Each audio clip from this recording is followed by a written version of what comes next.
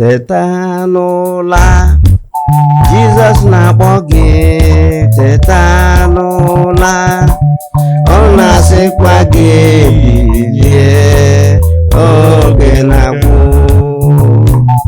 teta n'ụla Chukwu ụwa niile o teta n'ụla ọ na-asịkwa gị bilie oge na-agwụ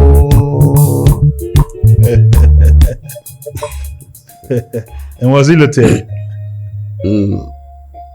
Nke Laz. Okay. Ema.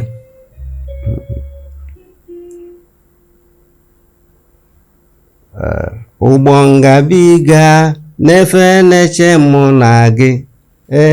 Ụgbọ nzọpụta na-efe. Ụgbọ nzọpụta na-efe na-eche mụ na gị. Ụgbọ nzọpụta na-efe. Gbaa mbọ ka ị soro na ya ugbu a. Ụgbọ nzọpụta na-efe.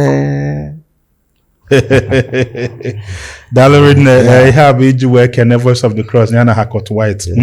Egwu a niile ịgụcha enwe nke ịnụ mmadụ gụ bife wee gụọ onye bụ egwu ka ọ bụ original.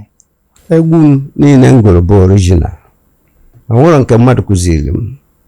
Ana m anọrọ na nlọ na-aga n'ụzọ mfụ nnụnụ felu nnụnụ dị ọcha felu bịa belu n'osisi na-abụ abụ n'olu mmadụ mkpụrụ na-ege ngegide ya chifo mbụbe ya ụfọdụ ka nna chifo mee chetarazi otu esiri bụ ya so ọtụtụ wee jekwuru ịma na Laz mgbe T.L. Osborne bịara crusade n'Enugu